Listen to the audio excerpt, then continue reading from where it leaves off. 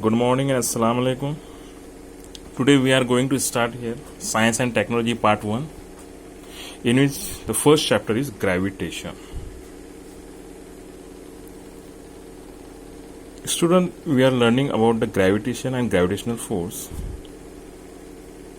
We know that when we throw anything in upward direction, it will fall down faster. So, which force is responsible for this? Which force? That is gravitational force, right? Gravitational force. So, listen now here. Gravitation was discovered by Sir Isaac Newton. Sir Isaac Newton. As the story goes, he discovered the force by seeing on an apple fall from a tree on the ground. Now see here, suppose it is a earth and there are suppose apple tree, okay, and suppose here apple is present, and we consider here center of the earth. So now Newton's observed that apple fall down vertically downwards. Apple fall down vertically downwards. Why do they not fly in a horizontally? Why do they not fly in a horizontal direction? He concluded that the earth must be attracting the apple toward itself, and this attractive force must be directed toward the center of the earth. Center of the earth. The direction from the apple on the tree to the center of the earth is vertically direction. At the position of apple, and thus the apple fall down vertically downwards. It's clear. So we can explain the definition.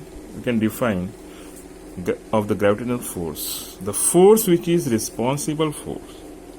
The force which is responsible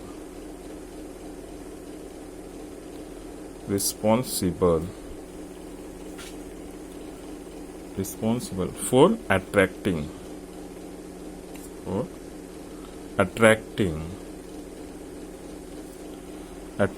any body toward the center.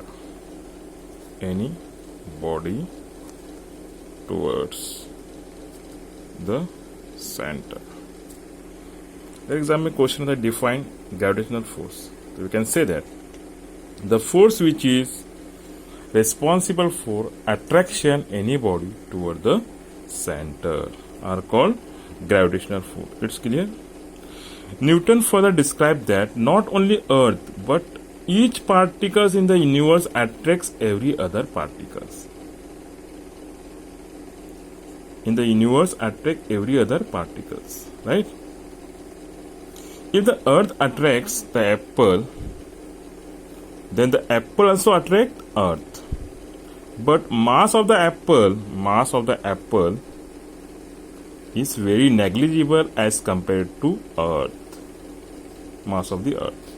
We do not see the earth is moving toward the apple in the same way earth do not move toward the moon, right? So we know that the moon also rotates around the earth in a circular orbit. Circular motion of the moon around the earth is due to the centripetal force. It's clear that concept of the gravitational force. Okay, now next point is here force and motion. Force and motion. Students, you have any doubts, you contact me personal number, right? So now start here. Next point, force and motion. First of all, see here force. What do you mean by force? Force is a physical quantity. Force is a physical quantity. Physical quantity.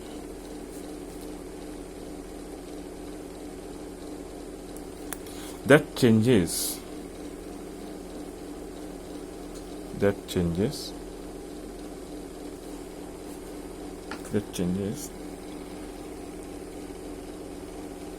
or change, okay, that changes or change state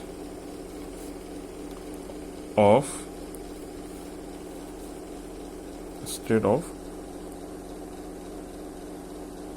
rest or motion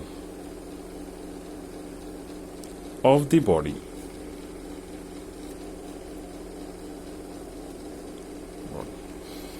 Force is a physical quantity that changes state, rest or motion of the body. That means here, if any body are present in a rest position, we can take here force, we can do here force, it will becomes motion position. If the body are motion, any object are motion, we can take here force, we can do their force, it will become rest. So that is, force is a physical quantity that changes or change the state, rest or motion of the body in a straight line, right? It's clear, force. Another example, suppose we can the book is kept on a table, okay, the book exert a force on the table, the same time the table also exert an upward force, right? Another thing, if the push the chairs move in a forward direction, right?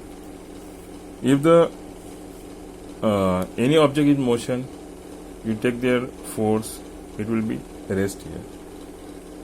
So it's clear that concept of the force. Now motion. Next point, motion. What do you mean by motion? Motion means here when an object changes its position with respect to its surrounding are called motion. Next point here, motion.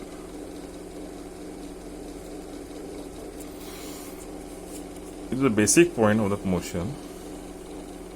Motion means here when an object changes its position. When an object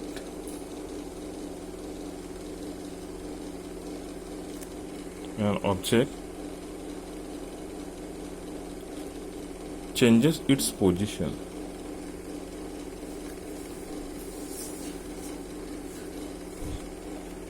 with respect to surrounding.